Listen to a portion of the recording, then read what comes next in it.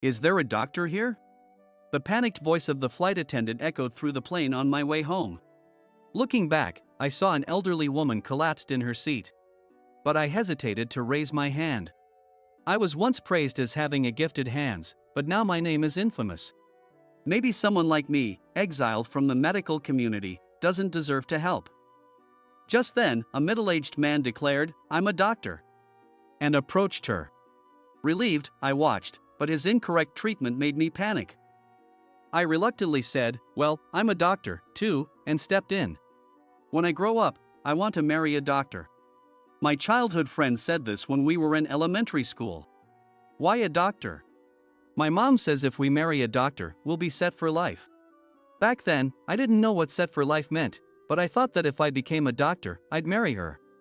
I decided to become a doctor. And at that moment, I'd confess my feelings to her. So, I started studying hard to get into medical school. But suddenly I, who didn't have particularly good grades, declared that I wanted to become a doctor. People around me were astounded and said, "Don't joke around." Even my parents, instead of being supportive or happy, patiently tried to dissuade me. They talked about how difficult it was to become a doctor and that it was an arduous path, even with extraordinary effort and intellect. But I ignored them and continued studying with all my might. Of course, the days were sometimes tough, full of study. But I didn't dislike learning, and the motivation to marry my first love was strong. Failure wasn't an option for me. In the end, my efforts paid off, and I got into one of America's top medical schools right after my high school. This shocked my parents and relatives. "Well, I always knew you could do it." Some uncles would say that, but I don't really care. Celebrated by those around me, I took this opportunity to move to New York and started living alone. Looking back after becoming a doctor, my reason for pursuing it was simple, but the profession suited me. As soon as I began working as a resident, I demonstrated my talent. Appropriate treatment, surgical skills, and calm judgment were my strengths. I became respected not only by my peers but also by professors and other doctors. After my residency, I found particular fulfillment in treating critical patients in surgery and chose to specialize in that field. "Tom, Mr. Johnson is calling for you." Sandra, a nurse, peeked her head through the exam room door. Her words snapped me awake. I must have dozed off during a quick break. "Director, Mr. Johnson was calling at a time like this." Tom, what kind of dream were you having?" Familiar Sandra teased me, implying she knew I'd been napping. Busted. It was a childhood dream. I wanted to be a doctor to impress my first crush. "Oh really? How sweet of you, Tom." "So, what happened to her?" "She's already married to another guy." The childhood friend who inspired me to become a doctor ultimately married someone else, and I never even got to date her. I had planned to propose after becoming a doctor, but a few years after graduating from college, I got an invitation to her wedding. So, without even confessing my feeling, I was left heartbroken. Unfortunately, even with my skills, I couldn't heal my broken heart.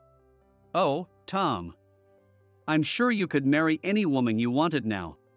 "Don't worry, I'm already married to my work," I quipped as I left the exam room and headed to the director's office. I could manage heartbreak. Also, I was already captivated by the interest of medicine at the time. I found fulfillment in saving lives and being appreciated. I intended to dedicate my life to this work. Over the years, my skills improved further, and within a few years, I surpassed the senior doctors who were a decade older.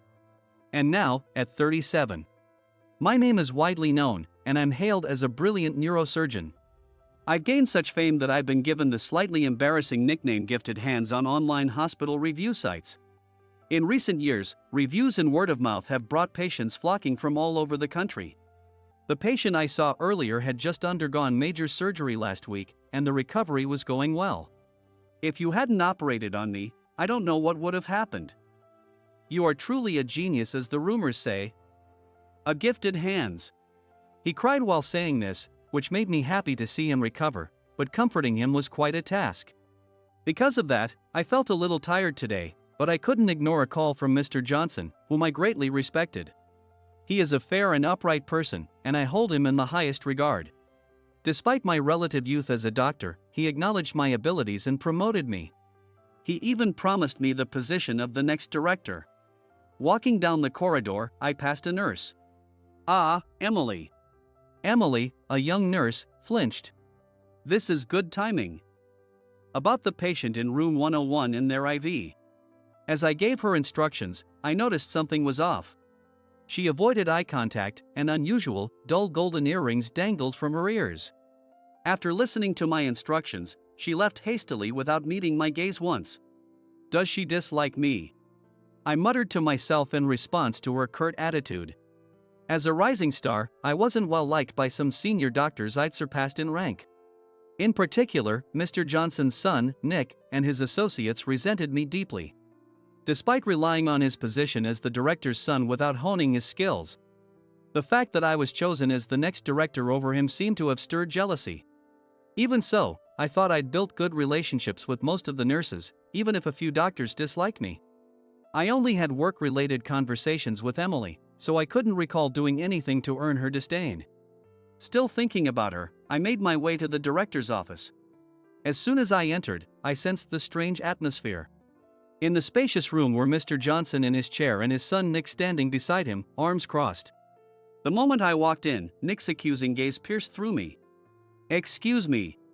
A faint voice came from behind. Turning around, I saw that it was Emily, who I'd just met. She looked as pale as a prisoner being led to the gallows. "Is something wrong?" I looked at her before asking Mr. Johnson directly. Mr. Johnson wore a somber expression and was about to say something when Nick raised his voice. "Something wrong? You feign ignorance. The evidence is right here." "What? Me? What for?" I was completely clueless. "Look at this." Nick grabbed a stack of papers from Mr. Johnson's desk and threw it at me. There was no way I could catch it all at once, and the documents scattered across the floor. "Nick!" Mr. Johnson reprimanded Nick, but his voice lacked its usual force. Resigned, I knelt down and picked up one of the scattered documents. I noticed scattered x-rays and what looked like prescription forms on the floor. The document I picked up was a medical record, essentially a printed electronic chart. The patient's name, Kevin White, sounded familiar. I recalled it from an internal meeting. This patient had died before undergoing surgery. It was supposed to be a simple case, but he met an untimely death. I remember thinking that if I'd been the surgeon, I could have saved him. But my eyes were drawn to the attending physicians section on the chart. My name was there. "Today, we received a complaint from that patient's granddaughter, from his family," Nick said haughtily. "You tampered with the medication. You disposed of the real drugs and prescribed a placebo to hasten his death. A placebo is a fake drug that has no effect." Finally, I understood the situation. I'm being accused of hastening this patient's death. Do you really think I'd do such a thing? I wasn't even in charge of that patient. Don't lie. Nick pointed triumphantly at the documents on the floor. The charts and prescriptions were entered through your account. And we have witnesses. Witnesses to a crime that never happened? Before I could retort, Emily stepped forward, visibly trembling. "Emily." She looked away, unable to meet my gaze. I saw it. It was on March 10th. Tom made a deal with the patient's family to hasten his death in exchange for a large sum of money. I opened my eyes wide in shock at her unexpected words. "Emily, why are you lying? I would never do something like that. As a doctor, I save lives, not take them. Besides, I was at a conference on March 10th. Enough." Nick forcefully cut me off. She closed her eyes and repeatedly shook her head. "Even if the patient's family asked you, it's still a fact that you hastened his death," he declared. "No. It wasn't me." "Enough." Mr. Johnson feebly intervened, stopping us. "Of course, I want to believe you. But there's just too much evidence now. I can't protect you anymore. Mr. Johnson, please believe me. This is some kind of mistake. I've dedicated everything to this hospital. I recognize your contributions. That's why I appointed you as my successor. But we've collected statements from the patient's family who requested you. You were the attending physician, and they claim they gave you money. That's impossible. Nick sneered at me, Mr. Johnson hung his head low, and Emily trembled without meeting anyone's gaze. It felt as if the ground beneath my feet was collapsing. I was innocent. I knew that better than anyone. But here, everyone was set on incriminating me, and not even Mr. Johnson believed a word I said. I can't remember much of what happened after that, probably because of the shock. The patient's family chose not to go to the police, and Mr. Johnson said my past achievements meant he would handle the matter quietly. But word gets around. The scandal of a once-renowned surgeon spread quickly to colleagues and patients alike. No matter how skilled I was, no hospital would hire me now. I was effectively exiled from the medical community. The same review sites that once praised me were now filled with slander. I only glanced at them once before stopping, but my scandal was splashed all over online forums and social media, written in unbearable words. A few days after I resigned from the hospital, it was Sandra who quietly revealed the truth to me. During a gathering, Nick had bragged about how he had forced me out. Yes, it was all the work of Mr. Johnson's son, Nick. Perhaps greed played a role, but above all, he couldn't forgive me for being chosen as the next director over him. On March 10th, when I was away attending a conference, Nick used my name tag and impersonated me to handle the patient. He received a large sum of money from the patient's family and tampered with the medication to hasten the patient's death. Emily, who prepared the medication, likely noticed the tampering. But he took advantage of her large debts, bribing and threatening her with dismissal if she didn't cooperate. It was all part of his scheme. Even after learning this, I didn't feel like proclaiming my innocence or fighting to clear my name. I was just too tired. The medical world, which I had believed was filled with purpose and dedicated to saving lives, had ruthlessly expelled me. Despite my lifelong contributions, over a trivial conspiracy. Even those I trusted abandoned me. I no longer had the energy left to fight. With no spouse or children, my work was my only support, and for a while, I withdrew into my dimly lit apartment. During that time, my parents back home heard the rumors about me. They repeatedly called me. It was difficult to speak to them, but I finally answered, and my worried mother kept urging me, "Come home for a while." She was so persistent that I felt she'd board a flight to New York if I ignored her. Eventually, I relented and reluctantly decided to go home. Since entering medical school, I had devoted myself entirely to studying and working, so it had been years since I last returned home. To be honest, going back was tough and painful. Ever since I gained fame as a gifted surgeon, my name had unnecessarily spread in my hometown. Naturally, this scandal must have spread as well. I didn't feel like returning of my own accord. What should I do with my life now? Even though I still had my medical license, I was no longer effectively a doctor. I couldn't even imagine myself doing anything other than being a doctor. With gloomy thoughts, I gazed down at the clouds passing below from the airplane window. Ah! Grandma, please stay with us. Suddenly, a girl's shriek pierced the air from behind me. The cry was so distressing that I sat up from my seat and instinctively turned around. What happened? A young flight attendant nearby rushed over. Behind me was a girl with an elderly woman, who appeared to be limp and slumped in her seat. It was clear she wasn't simply asleep. Is there a doctor here? The flight attendant's pale face filled with fear as she wandered through the seats, calling out. She was probably new to the job. Though she looked attractive, her expression was on the verge of tears, visibly panicking. Should I step up? But I'm not a doctor anymore. Yes, I'm a doctor. Suddenly, a middle-aged man seated across from me raised his hand and stood up. By chance, another doctor happened to be on board. Relieved, I sat back in my chair. I've always wanted to do this, he said, incongruously cheerful as he walked excitedly toward the seat behind me. Now I wouldn't need to intervene. Though reassured, I couldn't help but glance back, just in case. My grandma suddenly started struggling. The girl explained nervously. He inspected the patient with a calm demeanor. Looks like she choked on her in-flight meal.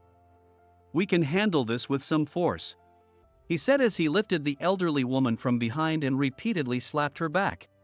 The girl watched anxiously, but the woman remained unresponsive. That's odd. How about this? He muttered, beginning to show signs of panic. He wrapped his arms around the elderly woman from behind and placed his fist near her diaphragm. It was the Heimlich maneuver, but his positioning was off. If he continued like this, I couldn't hold back. I unbuckled my seatbelt and stood up. "No! You'll break her ribs!" I shouted. My sudden outburst made the doctor, the girl, and the flight attendant freeze. I rushed over to her to check on her condition. She had a pulse but seemed unconscious. The Heimlich maneuver wouldn't work here. I glanced at the flight attendant, who seemed on the verge of panic. Clutching the elderly woman's hand, she looked at me with a tearful expression. "I'm also a doctor. Could you lend me a pen and some antiseptic?" I asked her slowly and calmly, trying to ease her anxiety. I caught a glimpse of her name tag under her scarf. It read Maggie. Yes. She immediately stood up and returned with a pen and a spray bottle of antiseptic. I took apart the pen, removed the ink refill, and carefully bent it to create a sharp, clear tube. I thoroughly disinfected the sharpened end with antiseptic. "What are you going to do with that?" she asked, bewildered. "I suspect she has pneumothorax. She can't breathe on her own." Pneumothorax is when air leaks from the lungs. We'd need an X-ray to confirm it, but making her vomit wouldn't help. So, this will manually secure her airway. I doubt anyone around fully understood my explanation. I gripped the tube tightly and carefully located the airway position. Then, with all my strength, I swung my arm down and plunged the tube into her chest. There was a tense silence as everyone held their breath. I was confident I'd inserted it correctly, but even for me, this was the first time using such makeshift tools. "As long as she can breathe now, she should be fine," I assured. As the commotion continued, I intended to leave it to the middle-aged doctor and return to my seat. But then, "Why, you're the one from that time," the girl shouted. "You're trying to let Grandma die too, just like Grandpa." Her words made me realize who she was, and I froze. I tried to avert my gaze, but she yelled, "You can't deny it anymore," and grabbed my arm with all her strength. Eyes filled with hatred and a determination not to let me escape glared at me. No doubt about it. She must be the granddaughter of the patient who died in that hospital incident. Although we had never met directly, the incident had caused quite a stir. It wouldn't be surprising if she recognized my face from the internet. To her, I am not even a doctor. I am the hated enemy who let her grandfather die. Yet, the tense silence was broken by a faint sound of breathing, a soft whoosh. "Ah, we're out of the woods now," the middle-aged doctor said with relief. In front of him, her chest rose and fell gently as she began to breathe again. "Thank you, young man. You've got real skill, like a miracle worker." He seemed to realize he'd misdiagnosed the situation, and sheepishly thanked me. The girl still looked unconvinced, but she reluctantly let go of my arm and checked on her grandmother. "This is just first aid. She needs to be taken to a hospital immediately," I said. As soon as Maggie heard this, she dashed off. Moments later, an announcement rang out through the cabin. "Due to a medical emergency on board, this flight will be making an emergency landing at the nearest airport." She must have promptly spoken to the captain and arranged the landing. Despite her inexperience, she acted swiftly. Although her constant hand-holding showed she was a bit uncertain as a flight attendant, she seemed kind-hearted. Maggie returned after the announcement. "Thank you so much. Because of you, her life was saved." Now more composed, she smiled and thanked me warmly. "I only did what I could," I replied. "We'll land at the airport soon and transfer the passenger to a hospital." "Yes, we should hurry. Because her condition isn't stable yet, could I trouble you to accompany her to the hospital?" "What?" I glanced over at the girl. She frowned but didn't voice any objections. Yes. Now that I'd begun treatment, I felt responsible. Though hesitant, I agreed to go to the hospital. The plane made its emergency landing, dropping off just the girl, her grandmother, and me before resuming its original flight path. We headed directly to the hospital in an ambulance that Maggie had arranged. In the ambulance, the girl remained silent, occasionally glancing at me but saying nothing. Once at the hospital, I explained the situation to the doctors. The elderly woman underwent an emergency surgery. The operation was successful. I watched from a distance as the girl clung to her conscious grandmother, sobbing with relief. Seeing her cry and talk to her grandmother was a stark contrast to how fiercely she'd confronted me on the plane. Now, she seemed like any ordinary girl. Having lost her grandfather under suspicious circumstances, her stubborn attitude was understandable. I'm glad I could help. I thought so to myself. After ensuring she was stable, I quietly left the hospital and headed back to the airport. But there, to my surprise, was Maggie waiting for me. She had changed out of her flight attendant uniform into a casual dress. With her hair down, she looked much softer. "Thank you so much for everything," she said politely, and I found myself flustered by her gratitude. "My name is Maggie. I can't thank you enough for saving that passenger." "I really just did what anyone would do," I replied. She told me she'd booked the next flight for me, so I accepted gratefully. In her private clothes, she was cheerful and talkative. She openly praised my quick actions as amazing and admirable, making me feel good. When I commended her for arranging the emergency landing, she blushed deeply. As we chatted while waiting for the flight, we quickly became friends. "Let's have a meal sometime," I said as we exchanged contact information before parting ways. Although my return trip was a bit delayed, I safely made it home, thanks to the flight she booked. After leaving New York with a gloomy heart, I now felt surprisingly refreshed. I got off the plane at the local airport and went straight to my parents' home. My mother, who had been worried, seemed reassured by my unexpectedly bright demeanor. "You sounded like you were on your last legs over the phone, but you look healthier than I expected," she said with a laugh. After catching up with my parents, I enjoyed a calm, unhurried time with them. Here's what I learned later. A few days after I left the hospital, Nora White, the elderly woman I had helped, was able to sit up. Her attending doctor had told her, "You're lucky there was a talented doctor on that flight." "Is that so? Then, I should properly thank him," Nora said, asking her granddaughter Lynn about me. Naturally, Lynn couldn't answer where I was. "I don't know where he went. But, he's the one who let Grandpa die," she spat.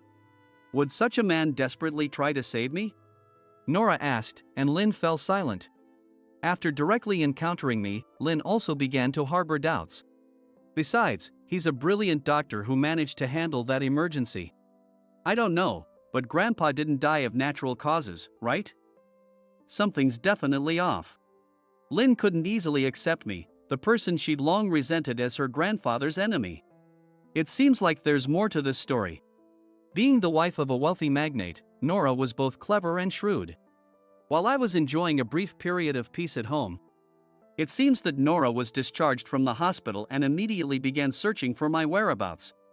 She contacted the airline and verified the situation again with Maggie, and using the financial power of the White family, she managed to locate me, who was well known through the media. I decided to stay with my parents for a while, tired after losing my job. But after spending years working day and night, I felt restless when not working, even at home. So I asked my parents if I could help with the small and they ran. Compared to being a doctor, it was easier because I could sleep at night. Plus, physical work and chatting with guests served as a refreshing change of pace. A few days after I began helping out. "Hello, is anyone here?" A refined woman's voice came from the entrance. "We didn't have any reservations today, so it must have been a walk-in guest." "Hi, how are you doing?" I opened the door and stood speechless. There stood Nora with a smile, Lynn with a stern face, and Maggie looking troubled. "We finally found you. Could you come with us for a bit?" Nora spoke gently but with an undeniable forcefulness. There was no room to refuse. I was ushered into the luxury car parked at the entrance, and we were soon on the road. "How did you know I was here?" Unable to contain myself in the car, I asked. Nora smiled elegantly. "You're quite well known. Besides, you seem close to her," she said, glancing at Maggie beside me. "Don't blame her for acting on her own. I learned about your situation from her because she was involved at that time." I couldn't help but glance at Maggie, wondering what she had shared. Like a puppy scolded for mischief, she ducked her head. "I'm sorry." She insisted on thanking you, and I couldn't refuse. But I only told her the truth. I let out a small sigh of relief. At least, it seemed like there were no unfounded lies being spread about me this time. As we spoke, the car parked in the lot of a high-end restaurant renowned in the area. The manager and chef even came out to greet us. Although far from New York, the White family seemed to be highly regarded here as well. Naturally, we were shown to a private room. Once inside, overwhelmed by the unfamiliar atmosphere, I was stunned to see guests already waiting. Mr. Johnson. Anne. Mr. Johnson from the hospital where I used to work was there. His son Nick and the nurse Emily were also present. These were the three people who had abandoned and betrayed me. Before I could feel the anger I had tried to forget, the three of them began to apologize profusely. "We're so sorry." What? What was going on? As I stood bewildered, Nora began explaining from the side. I know it's presumptuous, but I couldn't stand by and do nothing. According to her explanation, Nora's husband Kevin had been a prominent local landowner and one of the wealthiest people in the region. However, when he was hospitalized with a terminal diagnosis, the relatives who heard about his limited time began squabbling over inheritance. There, a son and his wife, eager to receive their inheritance quickly, approached a young doctor with a timid demeanor, proposing, "Is there a way to hasten the death? We will pay you handsomely for it." At a loss, the young doctor consulted Nick, his senior and Mr. Johnson's son. Nick saw this as an opportunity to bring me down. Seeing an opportunity to bring me down, he told the young doctor, "I'll take it from here," and took over the patient's care. He then used my name tag while I was away to impersonate me, pocketing the money and pinning the entire crime on me. He even accessed my computer to log into the hospital system, fabricating medical charts and prescriptions to make it appear as though I had been Kevin's attending physician. Emily happened to witness the scene by chance. I knew the truth. Tears streamed down Emily's face as she haltingly explained herself. Her attire was modest, and she no longer wore those expensive-looking earrings. I was a compulsive spender and loved branded accessories. It got out of control, and I accumulated a huge amount of debt on my credit card. I tried to pay it off by working night shifts, but it was a vicious cycle of buying more things. I was exhausted and overwhelmed. Desperate to escape my debt, so I took hush money from Nick. Just as I wondered if it was merely an excuse, she raised her tear-streaked face and exclaimed, "But," as she looked at me. "But." When I heard that you had been forced to quit, I felt so guilty. I did something terrible. I know this won't heal the wounds you suffered, but I'll accept punishment. Please, bring Tom back," she said, apologizing to me before pleading with Mr. Johnson. "I'm also sorry," Mr. Johnson began. "You were telling the truth, but I was swayed by fabricated evidence and didn't believe you." He apologized to me as well. "This may be bold of me to ask, but if you'd like, would you return to our hospital? We need your skills." I didn't know what to say. No amount of apologies could erase my tarnished reputation. As I stood silently, Nora quietly interjected. "Your innocence has already been proven. Just stand tall. We'll make a public announcement through the media, and if anyone tries to harm you, we will crush them." I had already witnessed Nora's resourcefulness, wealth, and influence firsthand. Though crush sounded a bit drastic, it was convincing. "But still, why would you go to such lengths for me?" I asked, unable to fully believe it. After all, we weren't close. Why would Nora do this for me? I'd lost faith in people. She gave a gentle, encouraging smile. "Because I'm alive today thanks to you. It would be wrong not to return the favor." I was nearly brought to tears. "Thank you. But please give me a little time to think." I couldn't answer right away. The situation was too overwhelming for me to fully grasp right away. I left the restaurant and returned home in the luxury car. After sharing everything that had happened with my parents and telling them I was leaning toward accepting her offer, they encouraged me with smiles. "You loved being a doctor so much. If that's what you want to do, you should go back to it. That's right. You didn't do anything wrong, so follow your passion." Even with their support, I hadn't fully made up my mind. Nora frequently reached out to me, but I kept postponing my response, coming up with various excuses. One day, I saw my name on a big headline on an online news site as "The Tragic Falsely Accused Genius Surgeon." The article detailed Nick's crimes and the hospital's response. Through that news, I learned that Nora's son and daughter-in-law, Nick, and Emily had been arrested. Now my name wasn't just known for genius neurosurgeon and gifted hands but also hero who saved lives bravely amidst tragedy. The news quickly spread across the internet, not only clearing my name but also making me even more well-known. After the media inquiries had died down, Maggie visited the inn on her own. My flight was nearby, so I stopped by. She said, blushing slightly as she smiled and booked a room. She stayed for several days. However, as the days passed, she showed no signs of leaving, and I grew increasingly concerned. Is everything okay with work? I asked her this a few days after she began her stay. It was while I was serving dinner prepared for her. I'm fine, she replied. No way. Flight attendants have busy schedules. Suspecting something, I pressed her, and she reluctantly confessed that she had come to convince me on Nora's behalf. You've been cleared of all wrongdoing. Why aren't you returning to medicine? When I remained silent, Maggie leaned forward and said, You're needed on the front lines of medicine. If you don't go back now, when will you? Where's that decisiveness you showed when you saved Nora? She was right. Helping Nora made me realize something. I wanted to be a doctor again. I wanted to save lives and help people rebuild their lives. That's what I'd lived for. But every time I thought that, a doubtful voice whispered deep inside me. Can I really regain the trust one once lost so easily? Enough of that, she said, frustrated. I expected her to storm out, but her words took me by surprise. I'm not leaving until you nod your head. What? She firmly settled into the inn. Apparently, she'd already spoken with my parents.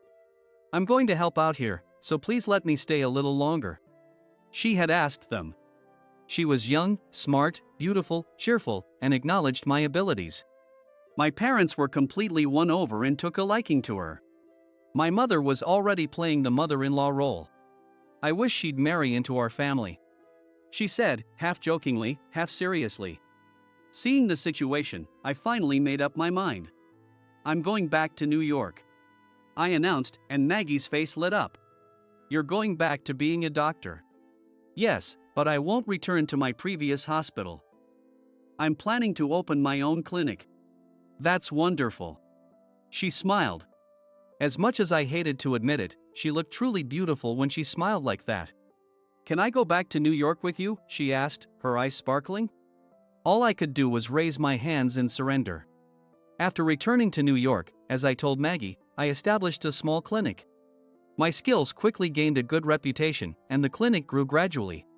As the clinic expanded, I found myself short-handed, so I reached out to Emily, who had been released from prison, to work as a nurse. Despite having been coerced into framing me, she had shown the courage to testify, and I wouldn't have been here without her. I wanted to show my gratitude somehow. I still keep in touch with Nora occasionally. When she told me that Lynn was inspired by me and aimed to become a nurse, I felt a little embarrassed. It looks like we'll have a long relationship ahead, Dr. Scott, Nora said, applying pressure, which made me smile wryly. I still kept in contact with Maggie, too. Though our busy schedules and her globetrotting made meeting up after the incident rare. We'd occasionally update each other on our lives. Recently, however, she'd been visiting the clinic frequently with gifts from her flights. You've been coming often lately. Is something wrong? I asked as I accepted the gifts. Maggie mumbled quietly. Nora said if I don't hurry, someone might steal you away. What did you say? Nothing at all. I asked again since I hadn't heard clearly, but she, blushing furiously, vehemently denied it. The nurses took the opportunity to tease me relentlessly. To be honest, I hadn't been oblivious to her feelings. However, she was young, with a bright future ahead of her. Maybe a part of me still harbored some lingering distrust. I hesitated, unable to fully trust her. But then, Nora finally reached out. Dr. Scott, women have all sorts of time limits. Isn't it time to make things clear? I couldn't argue with her. It's rare for you to call me, Dr. Scott, Maggie said when I summoned her for the first time. The airport observation deck. I chose a location that seemed convenient for her. Between surgeries, I found some time to escape from the hospital, still dressed in my white coat. She arrived in a dress, looking as beautiful as she did the day we met at the airport. Looking back now, it was Maggie who helped me return to the light, as much as Nora had with her support. She encouraged me when I felt weak, sometimes scolding me, and always stood by me with unwavering patience. I owed it to her to respond. She gazed at the planes taking off. Watching her, I reached into my coat pocket and pulled out the small, fabric-covered box I'd prepared. Inside was a ring. Maggie. I called her name for the first time. She turned around, startled. I opened the box and offered it to her. "Will you?" My words were drowned out by the sound of the departing plane. My luck seemed to falter even at this crucial moment. But she smiled.